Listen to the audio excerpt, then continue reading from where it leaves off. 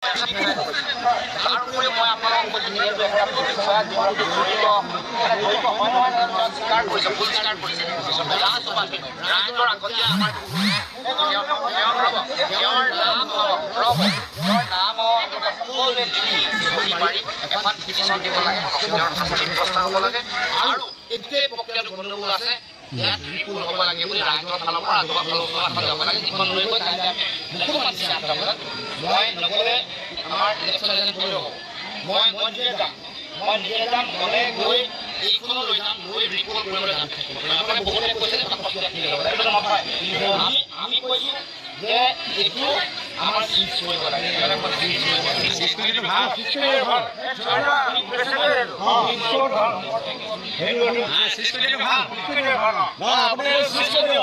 কৰিবলৈ যেতিয়া যাব সেই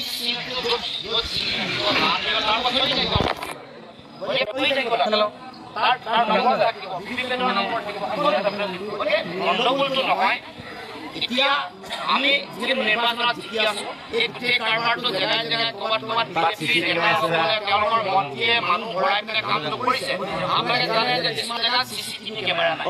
আমাৰ ইয়াত আছে ইয়াত আপোনাক দেখাব আমাৰ ইয়াত আছে আন্ধাৰত বহাইছে আন্ধাৰত বহুত জেগাত মোৰ নিজৰ গাঁৱৰ ওচৰতে হৈছে যে আন্ধাৰত ইভিএম আমাৰ বয়সস্থ মানুহে দেখাই নাপাবচোন এইটো কমপ্লেইনো ১০-১৫টা আহিছে এইটো সকলোতে কৰিব পৰা নাই কিছুমান বিষয়া তেওঁলোকে নিজৰ কিবা ঘৰৰ অমনি হয় আমাৰ ইয়াত নিউট্ৰেলিটিৰ ওপৰত আমাৰ সদায় বিশ্বাস আছে কিন্তু তাৰ মাজতে কেতিয়াবা এপাচিত এটা গেলাও কেতিয়াবা ওলাই যায় এটা নহয় ৫০০টা ওলাই যাব পাৰে এনেকুৱা ওলাই যোৱাৰ চান্স আছে থাকিব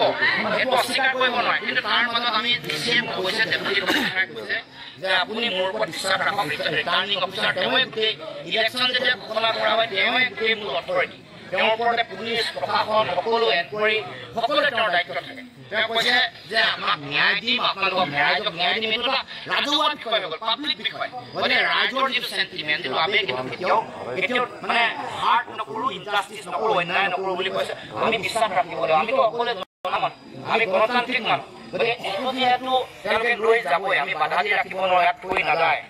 যাতে বিজেপি দলে আনডিউ এডভান্টেজ ল'ব নোৱাৰে তেওঁলোকে যদি ইছ্যু কৰিব নোৱাৰে কাইণ্ডত এতিয়া যদি পুলিচ লগাই লৈ যায় তেওঁলোকে ইছ্যু কৰিব যোৱাকালি যেনেকৈ ঘৰ জ্বলাই দি তেওঁলোকক বিচাৰিছিলে আমি অকণমান ধ্যান কৰোঁ নেকি অলপ ক'ৰবাত কথা মা কৈ দিওঁ নেকি যাতে নিশ্চয় বুলি কৈ এইটো ভোট গণনাৰ আজি নহয় য'ত এনেকুৱা কাম হৈছে ক'ত হৈছে য'ত তেওঁলোকে বৰ বেয়াকৈ হাৰিছে 90-95% আমি ভোট পাইছোঁ সেই কাম পাইছোঁ বুলি জানি তাত কালি য'ত ঘৰ জ্বলোৱা জেগাটো তাত অতি বেয়াকৈ হাৰিব বিধায়কগৰাকীৰ নিজা পঞ্চায়ত বিধায়কগৰাকীৰ নিজা পঞ্চায়তত অতি বেয়াকৈ হাৰিব বুলি চবেই জানে এইটো মই নিজে মিটিং কৰি আছোঁ আপোনালোকৰ নিচিনা হাজাৰ মানুহ আপোনালোকে নিজেও জানে খবৰো পাইছে তাৰ পাছত হাজাৰ মানুহ ওলাই আহিছে নাহৰকটীয়াৰ সমদলত আটাইতকৈ সেইখন পঞ্চায়তৰ মানুহ বেছি কোন ক'লে ইয়াত বৰ বেয়াকৈ হাৰিব মুখলজ্জা থাকিবৰ কাৰণে কালি এটা চেষ্টা আমাৰ দৃষ্টিৰ লগত আমি সকলোৱে বিশ্বাস ৰাখিব লাগিব আশা ৰাখিব লাগিব এতিয়া আমাৰ যিটো আপোনালোকে আমাৰ যিগৰাকী অফিচাৰ